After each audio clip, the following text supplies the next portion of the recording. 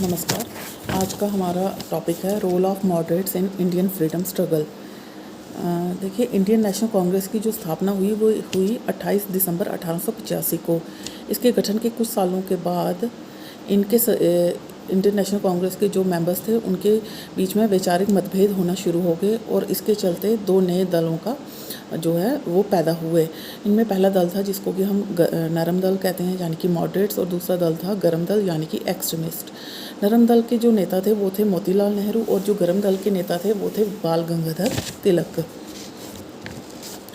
इन दोनों दलों के बीच में जो मतभेद था वो सरकार बनाने को लेकर था, क्योंकि मोतीलाल नेहरू का मानना था कि स्वतंत्र भारत की सरकार अंग्रेज़ों के साथ मिलकर बने, जबकि दूसरी तरफ बाल गंगाधर तिलक का कहना था कि अगर हम अंग्रेज़ों के साथ मिलकर सरकार बनाते हैं तो ये भारतवासियों के लिए के साथ धोखा होगा। वो पूर्ण स्वराज चाहते थे।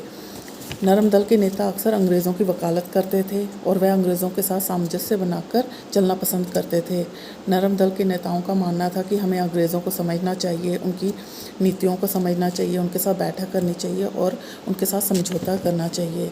नरम दल के नेता देश में सुधारों के लिए आंदोलन के पक्ष में नहीं थे।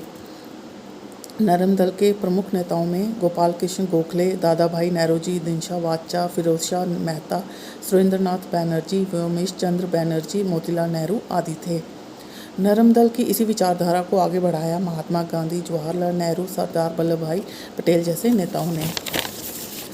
नरम दल ने सेकेंड वर्ल्ड वॉर के दौरान इसी शर्त पर सहायता दी कि ब्रिटिश रूल उन्हें स्वशासन का मौका देगा। नरम दल के लोग आपसी समझौते और बातचीत से मामला सुलझाना चाहते थे, जबकि गरम दल के लोग उग्र आंदोलन के पक्ष में थे। हालांकि महात्मा गांधी के राष्ट्रीय आंदोलन के साथ जुड़ने के बाद नरम दल के नेताओं की सोच में भी बदलाव हुआ। मसलन एक समय में अंग्रेज़ों की दमनकारी नीतियों और बढ़ते अत्याचारों के बाद नरम दल भी पूर्ण स्वराज के लिए समर्थन में आ गया और अंग्रेज़ों के खिलाफ आंदोलन चलाकर देश को आज़ाद कराने में उन्होंने अहम भूमिका निभाई।